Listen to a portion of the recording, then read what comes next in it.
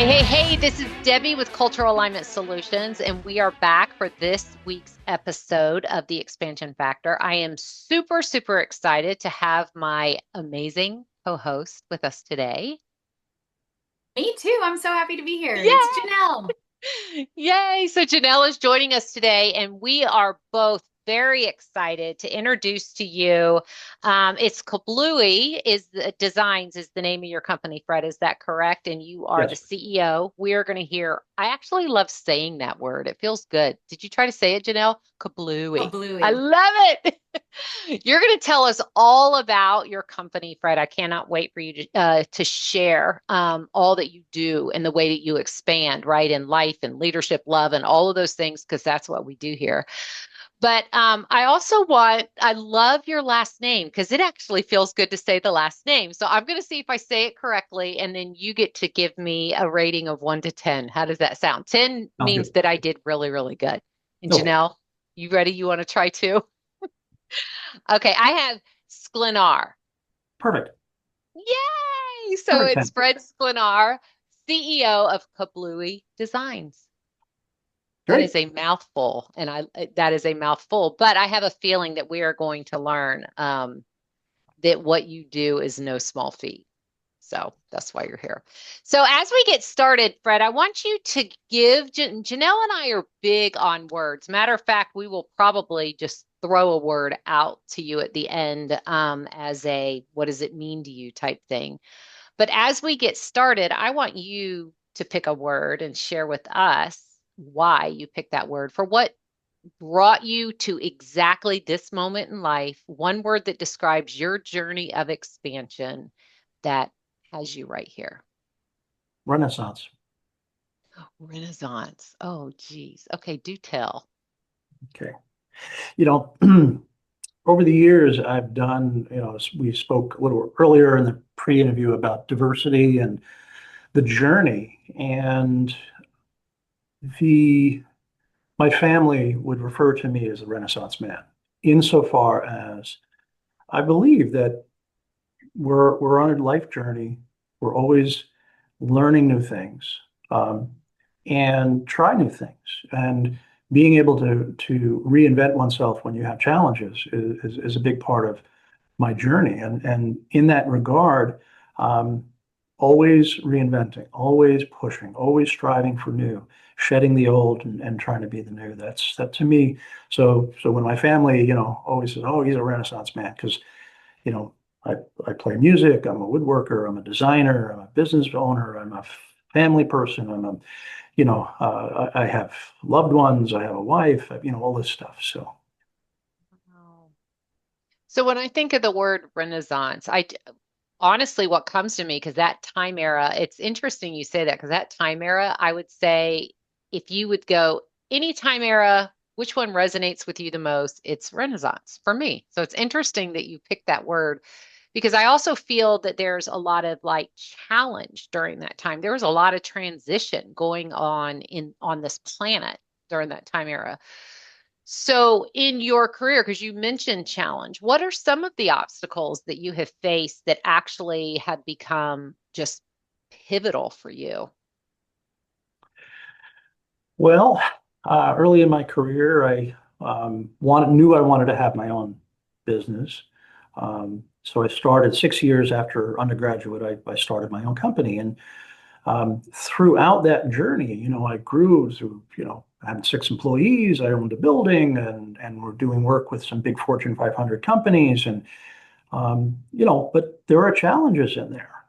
Those challenges are really cementing the foundation of where you go with the rest of your career. So, but on the personal side as well, having grown up, starting at the age of 12, going to work at my grandmother's restaurant, due to family Mm. reasons, I pretty much spent like all of my spare time there as a kid, and you're 12 years old in an environment where there's all these older people, they're servers and bartenders and kitchen workers and all of that. And they're not very old. They're in their 20s, right? But when you're 12, But when you're, like they're they're old, right? old. They're old.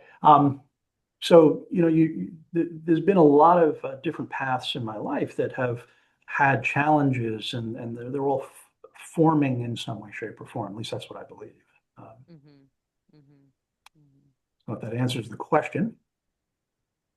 It does answer the question from a standpoint of the everything that we go through, everything that Janelle and I are believers that life happens for you, not to you. Right. Right. And so, yeah, even the obstacles, are they really obstacles? Are they really challenges? The person that came to mind when you were sharing, your family calling you the Renaissance man and you building your business and all of those types of things, the name that went across my brain was Thomas Edison. Sure. And the reason why is because he's like, I didn't fail. I just figured out how many thousands of ways not to make a light bulb. Right. Yeah. Right. Yeah. And the interesting thing about that is in that I studied this a little bit. Is Thomas Edison, um, there was gas in everybody's home for lighting, and it was very unhealthy. Soot-filled curtains and the like, Victorian era, right? And um, here's this new innovation, but how do you there was no electricity going to these houses. So his real innovation was seeking the means to get the electricity from Niagara Falls down and into people's homes, right? So that was Yeah. where real innovation is, and it's trying to, as you point out, never just stopping with, okay, here's an idea, but really, how do we apply this? How do we improve with this? How do we make this available to more people? Yeah. Yeah. You have literally just blitzed my brain. I know, and I love it because I'm going, oh, how many times do we actually come up with things, but it's not ready yet because Yes. of the other factors, right? Talk I'll about tell you about another, expansion. I'll tell you about another diversity challenge. In 2020, we all ran into COVID, right? Yeah. Um, my wife was diagnosed with metastatic breast cancer on her birthday at the beginning of January. Um, and so we did COVID and cancer together. Um, very challenging period of life, right? Mm. And she's doing very well. We went all the way through lots of different types of chemos and trials and things, and she had a double mastectomy, and now she's more than a year, no sign of disease. So, but that doesn't diminish the caregiving role and the challenges going through that. How do you come out on the other side? And it was probably the most dark period of my life. Um, Not knowing what was going to happen, not knowing what we're doing, in a world where my wife is a very strong person and didn't want help, right? Was going to do this, take care of this. How do you navigate that? So being a caregiver was an interesting component of my later life, most recently, and how do we move past that? 2023 was probably the darkest of the whole time, and I decided I needed to move to something new, and pivot. I needed to figure out a way to do something different, and I did, and I can tell you more, but I don't want to. I know time is short, so I don't want to necessarily go too far No, down. it's fascinating. No, have at it. Keep going if there's something you want to share. Yeah. Well, I This was is your originally, time. This is us yeah, learning about you. sure. I'm originally from the East Coast, and having had my own business and then merging it with other people, then worked around the industry a little bit, and I was looking nationally for work. I found a position in Western Wisconsin, brought me in from the East Coast. And there was a huge change, a huge renaissance in my world to be from the East Coast and to come out to the Midwest, where they do things differently than people on the East Coast. Mm. Um, and in fact, the clients at 3M who were from the East Coast, who everybody had a very hard time working with, like I got along with them because I understood where they came from. But moving out here, I had to learn to be different. And through that journey, as you look at a life challenge, like you meet the beautiful woman, you marry her, and then she has this happen to her. Um, I left the company I was with, this before cancer and COVID, and I started my own company again in 2018. And I realized I was not getting over the hurdle. I was just making enough to maybe pay the bills and but it's not getting where I need it to go. And I said, well, let me look at the university and see if there's a program or something I can get to meet people in medical device innovation, because that's where I was floundering. I didn't know anybody because I'm not from here. I didn't go to college with people here in the undergrad and all that. But what I did was picked up another master's program. I already have an MBA, but I'm kind of like, okay, let me go back to school. And they have a program on medical device innovation. Well, that parlayed into meeting people, and I was very successful. That was my mission. It was not necessarily to learn another textbook this or that, but to meet people and use the university and leverage that. And I did. And here I am. I meet the guy who was the founder, 35 years of running this business. So 2 years ago, we met, and he was looking for someone to take over after he steps down and he retires. And here I am. So it took going through bad times. It took never giving up, never surrendering, which is a kind of a motto, even though it's a movie that I never give up, never surrender, that, kind of a comedy. But the point is that that's a really important lesson. I've always strived. I started playing saxophone when I was a college senior in undergrad. I took my last $400 and I went into New York City and I bought a saxophone. I didn't know how to play it, but I wanted to learn. And then when COVID came, I couldn't play saxophone. It was too loud in a condo, 1-bedroom condo in downtown St. Paul. And I said, okay, let me pick up the guitar. I started playing guitar. So I play piano, I play guitar. I've done woodworking. I'm an avid woodworker, although I can't find the time to get into my shop, but that's a separate story. But it's really just this idea of a renaissance is you can always find something new. You can always change. You're not tied due to economic factors or, physical limitations or proximity of where you live. There's always an opportunity to find something new and learn about it and maybe make it your own. Amazing. There Yeah, go really ahead. is. As you're telling your story, I'm so in the story with you. So I Mhm. am so very thankful that you are sharing everything that you are.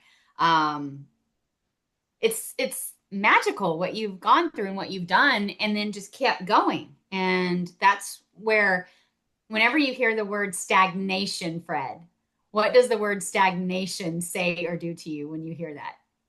Well, we get caught, or human nature is we get caught in our own circle.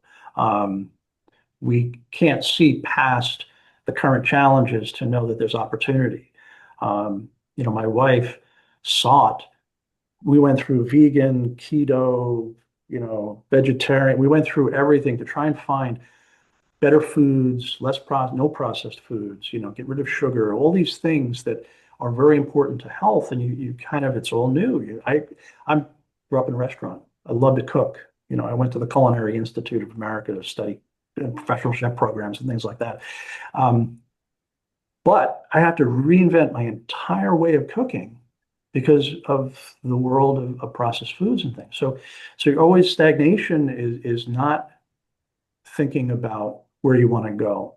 And also, part of some of the questions, the pre-questions you asked me was to think about my journey now and where I am now. And I'll tell you, I've been reading a book called the I Ching, and it's an ancient 6,000-year-old book that's been written and translated um, numerous times. Is Each it time, Tao Te Ching? Which one are you reading? the Tao Te Ching is part of it. Yes, the I Okay. Ching book and the Tao Te Ching. Yes, it's all involved in that.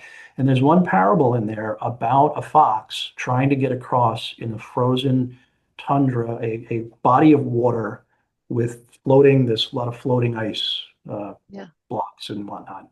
And that fox needs to get to the other side. And it speaks to, if you rush, if you try too hard, you may get unsteady and your tail will dip in the water, and it'll be very hazardous if your tail gets wet in such frigid weather. So the point of that story is take your time Mm, and be steady. Don't be stagnant. yeah. Keep pushing. But be cautious as you go, right?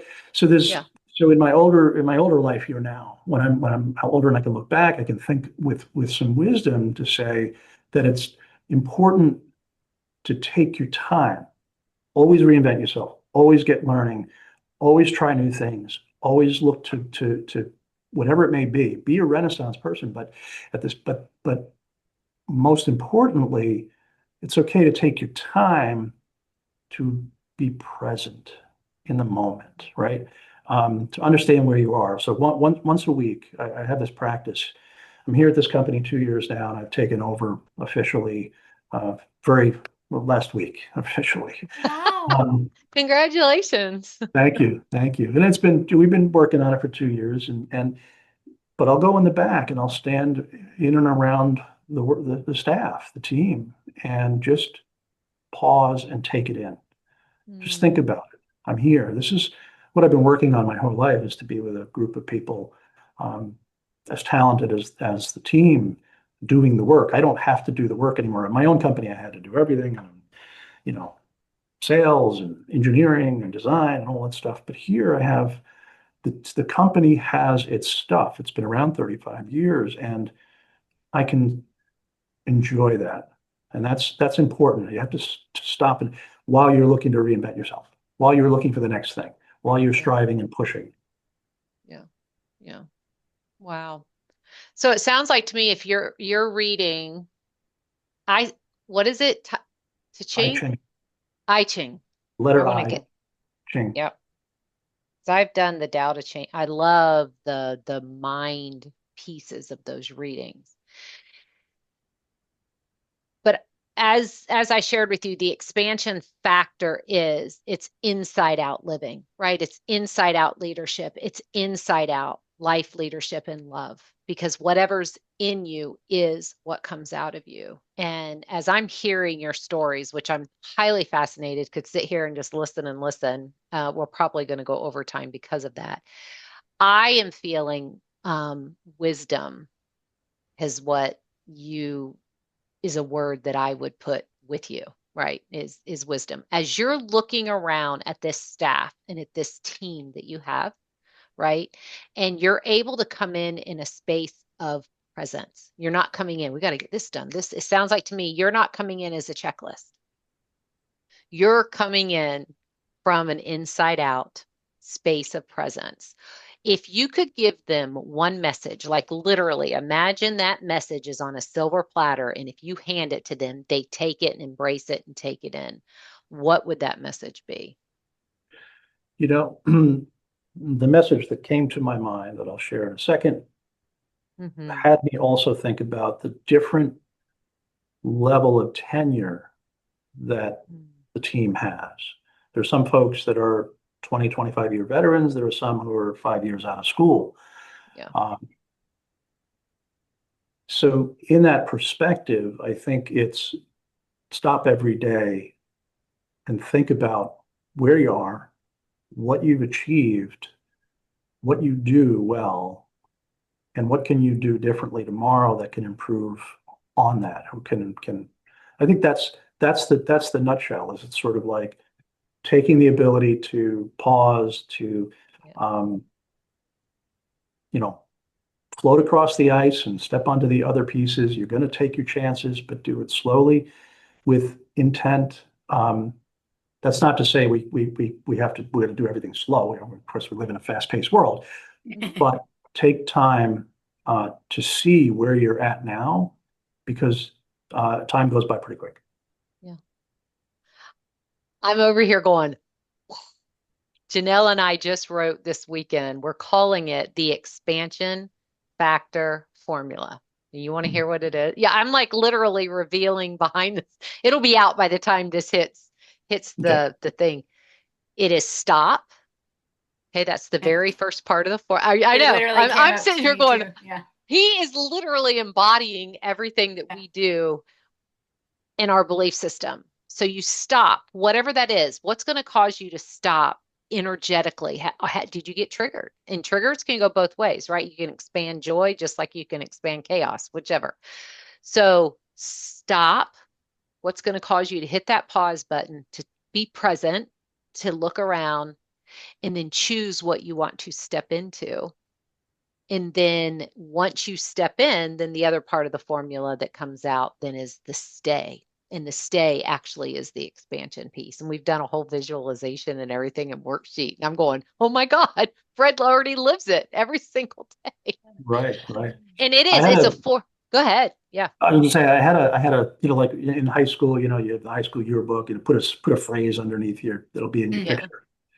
And what I did was, what I wrote was go for it, right? Um, and later on, I came up with this phrase, don't just think out of the box, live out of the box. Mm. And to me, I've trademarked that. It's in that, and it's an important message because you can think out of the box all day long, but and then you go back and you get into the box and you never come out. You have to live out of the box. You have to just see life. You have to work on it. And I have another expression, which is we all have baggage. Some people get their baggage at Gucci. Some people get their baggage at Walmart. But whatever, we all have baggage. We're human, and we have human condition. And in that sense, Oh, um, these are the things that if you understand about people, um, then you can get along better, you can work better, you can be more successful together, whether it's in love, whether it's a relationship or it's a work yeah. relationship or the actual work you're doing for clients. Whether you're a medical practitioner and you're taking care of someone or you're a caregiver with someone who's got a tough challenge in their life, Yeah. I absolutely. Okay, so it's I'm going to send you everything behind the scenes, but it's the expansionfactor.com. When the book comes out in October, I did a whole chapter on baggage. You are going to be like my next best friend. Yeah. Like, Okay, did we live in another lifetime together? maybe. I know. I know. I'm kind of going do do do do do. There's just so many threads. Are you picking it up, Janelle? Every single bit. Yeah. And that's what makes this so cool about having conversations with those that you may never have met before, Yeah. and doing a podcast like this and signing up and saying, hey, I'll just go ahead and, expand this as well and have a conversation with these ladies. Yeah. And that's what I love about it. Well, yeah, I Presents that. appreciate, Yeah. your courage because this is totally, something new for us that we're just doing. It's definitely, I don't want to say it's not a part of what we do. It's just is what we do. And it is a part of what we do. And this is about expanding for us on all three areas, life, leadership, and love. And so I appreciate your courage and for joining us. I do have one thing I want to ask you about because I was very fascinated when you turned this in and I'd love for you to unpack it. And I'm going to be like hanging on every word you say because I already have been. But we asked you the question, if there was one thing that you would want to talk about, what would that be? And I loved your answer. You said how striving for perfection can be both a hindrance and important. I'd love for you to unpack that for us. Yeah, I was at a conference recently down at Mayo, and there were, lots of different people giving speeches and things, and somebody who talked about, um, you know, you're never going to achieve perfection, and don't even try, or I don't know. It was a weird thing, and I don't want to label Mayo that way, but so you can edit Yeah. that out. But Okay. Bleep. the the idea of perfection is important because to a degree, human beings want to do things well. We want to get our parents' approval when we're kids. We want approval of our significant other. We want approval of our boss. This is kind of a thing. And however, everything is imperfect. There is nothing perfect, right? A perfect flower has uh, five petals.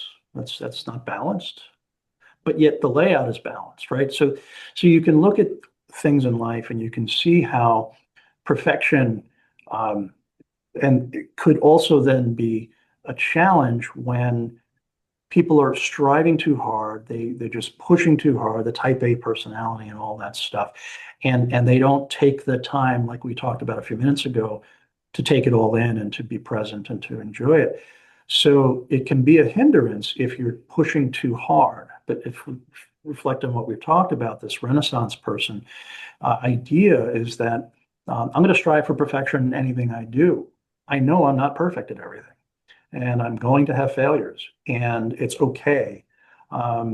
It's just find the next thing. If this isn't working out, I get to a certain place. So for playing saxophone, I played saxophone now for probably close to 40 years. And I have had successes of playing in places on Bleecker Street in Manhattan, New York City, to the Twin Cities Jazz Festival and all around. And um, I am not the greatest saxophone player ever, right? I'm in awe of people who have superb skills in that area, but I recognize how far I can go. And I stopped playing ostensibly the saxophone in COVID more so because I realized I had professional musician friends. That's all they do for a living. And they were having trouble getting gigs. So I'm like, why am I even looking for a gig when they need a gig? Like, I'm going to get out of the way with that. Not that I would be at the same par of them, but the point is that I know I'm not a perfect in that. But I think everybody in this world, all human beings are genius. We all have a genius. The question is, do we find that which we are genius about? So when Pele or Beckham could play soccer like nobody ever before or since, it's because they found their genius. Or when Einstein found math, he found his genius, right? Or, he could have been working at McDonald's and flipping burgers and would have never invented whatever he invented, or, E equals MC squared. So you look at those kinds of things and you think about, parents who push their kids through all kinds of different things, from dance to soccer to lacrosse to basketball to theater to whatever.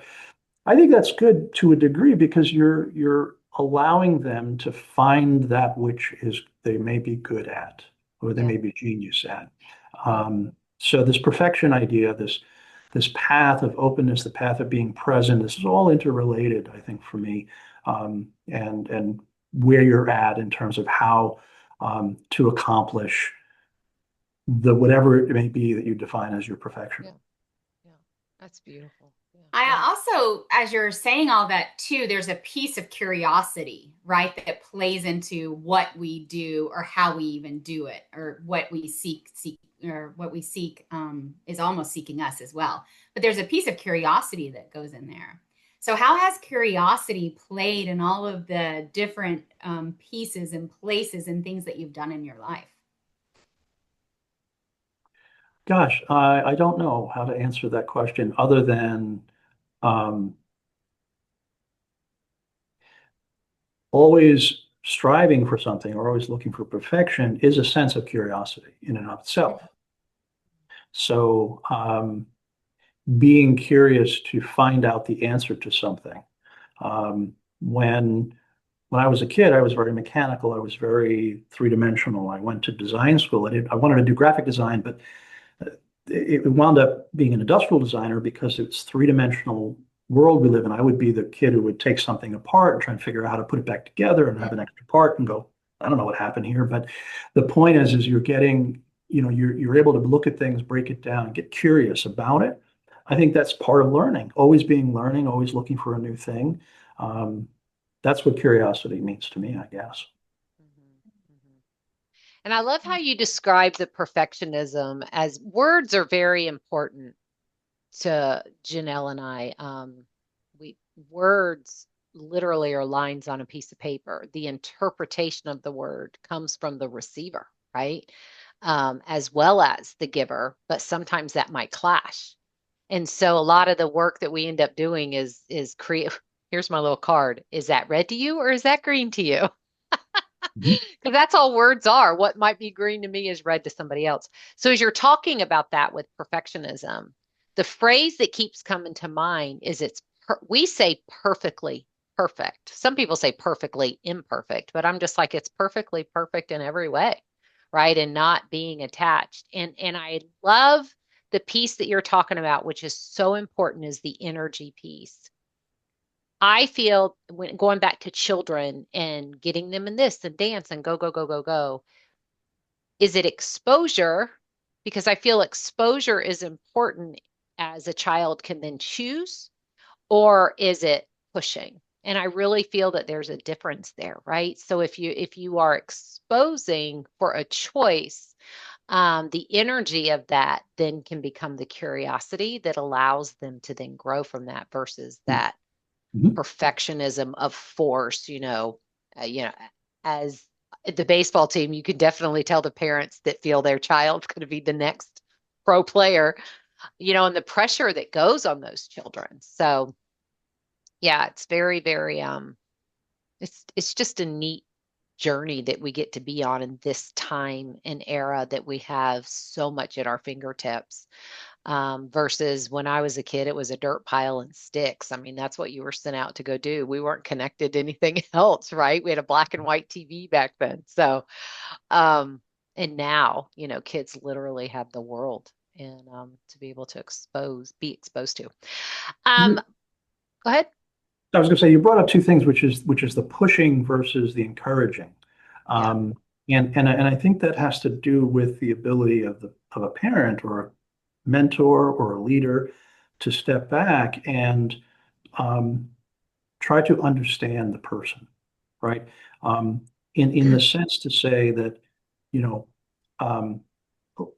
there was friction in my family from for a variety of reasons without going into years of psychoanalytics here. Yeah. But again, you and I could be best friends. No, go ahead. The thinking about trauma as a child and that kind of stuff, it's a question of understanding my parents and the trauma they went through when they were children. And that, wash and repeat. It's like, so getting that perspective, right? So if you're back to a child and you want to teach a child, I say this to any person who has a young, 6, 7, 8, 10-year-old, whatever it may be, and they're thinking about music lessons. First, before you find a teacher and you go to a lesson, it's piano, whatever, pick a lot of different types of music and play it with your child. Listen to the music, see what they're interested in, and then pursue that in music. Because I didn't know I wanted to play the saxophone until I was in college, that my brain could get around it, but I was sent for piano lessons. And the piano teacher was this classical, performance pianist, and I wanted to do jazz, but I didn't know that, right? So it's really the idea of being exposed to what you're interested in and not pushing, but helping expose someone to a new idea. Teach them to fish versus throwing them a fish every once in a while, right? Absolutely. Yeah, exposure is powerful. Powerful. Anything else, Janelle, you're curious that you want to ask? Oh, no, this has been a great conversation. This has. And, I do want to go back, first of all, and thank you, Fred, for sharing us the intimate story of with your wife with COVID. And I'm not sure exactly what your journey was. I just know that from what, we viewed as people looking at that world, I can't fathom trying to be a caregiver in a COVID environment that you probably had to drive up to the hospital and drop her off sometimes because they wouldn't let you in. And that had to be such a very divided, traumatic time on top of just dealing with the cancer itself. So,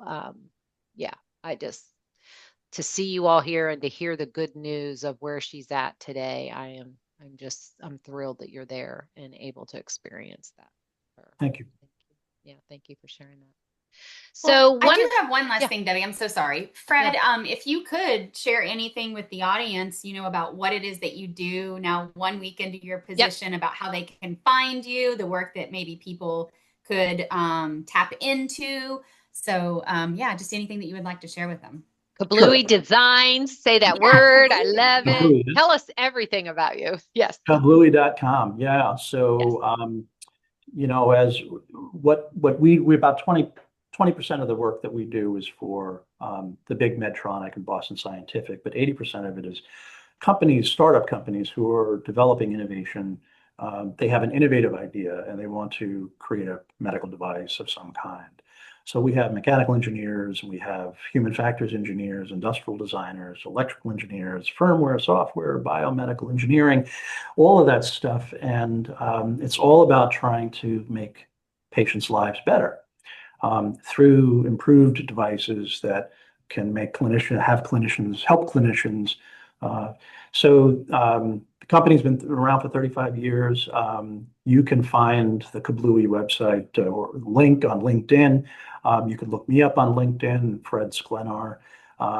And that's about it. I mean, from how else to get in touch with me is really through that's kind of the best way. It's hit me up on LinkedIn and mention that you saw this or listened to this podcast, and happy to connect and give you some thoughts.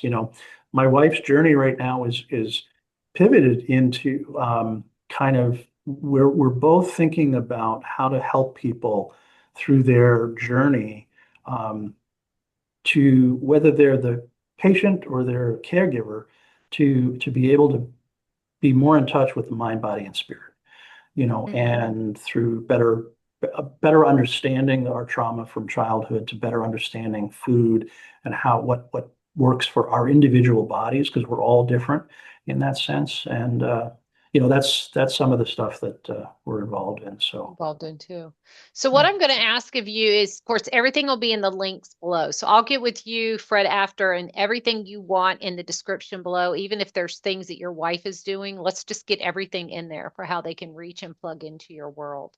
Sure. I'd love to offer that to you. So really quick, one last little exercise I want to do with you. So it's called, you can't see it real good, but Be with Words. And all the cards are just words on them. So I'm going to randomly draw one of these cards, and whatever comes up, I would love for you just to share with Janelle and I what comes up for you around the word. How does that feel? Sure. Oh, wait till you see this word. Are y'all ready? Making a difference. So what does that mean? I say you can't make this shit up. That's what I say. Oh, making a difference,